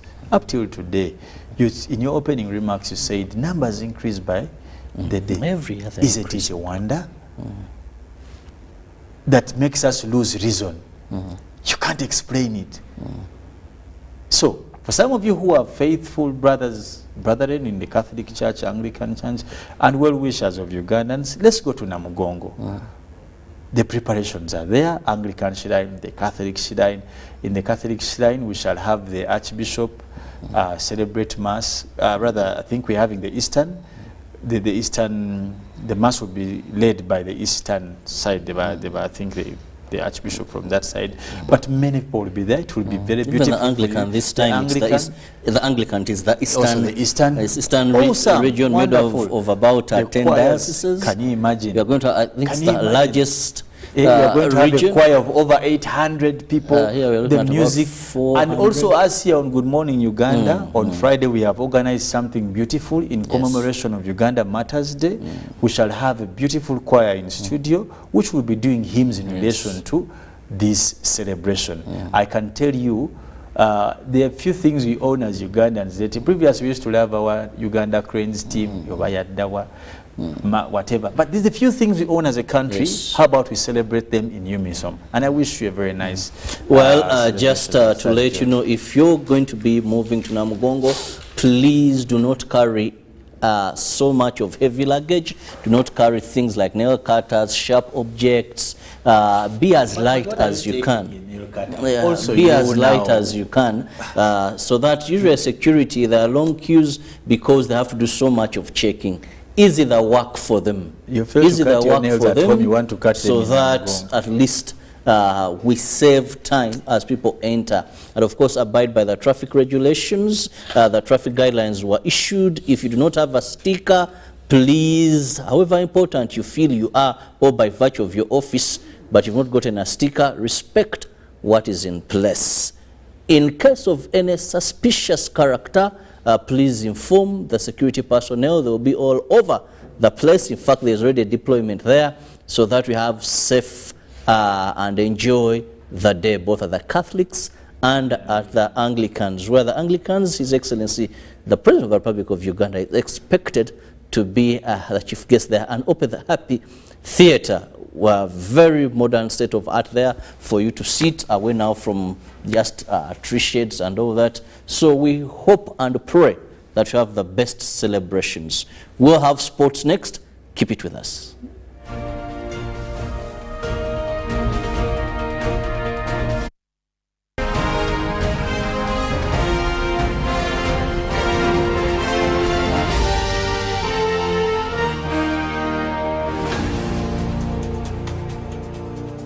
Three years ago, your public broadcaster launched a weekly 2-hour television flagship program, Behind the Headlines. A very warm welcome, and I want to welcome you to this edition of Behind the Headlines. My name is Charles Odongso, and we are back yet again.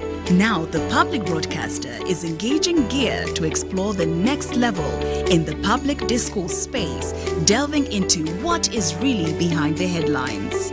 Connect with a new era of public discourse as Behind the Headlines, the must-watch weekly talk show, introduces your new host, Timothy Nyangweso. With a fresh perspective and innovative ideas, Timothy is set to take the show to new heights while continuing the legacy of excellence established by Charles Odongso. Join us on May 31st, 2023 as Timothy and Charles co-host an unforgettable episode of Behind the Headlines. With their combined expertise, insightful commentary, and engaging personalities, this promises to be a show you won't want to miss. Tune in and be part of the conversation as we explore the most pressing issues facing our society today. Behind the Headlines, where knowledge meets innovation. Talk with freedom. Get MTN Freedom voice bundles that don't expire. Dial *100 *21# or my MTN app for more bundles. Together, we're unstoppable. Junko. Yo. Check the shopping, man. What's your secret? Haven't you heard of the parish development model PDM? Yes, I did, but I thought it was just a talk. No, it is real. I and a few friends together formed a circle, accessed money from the PDM, invested in a portrait project, and now things are moving.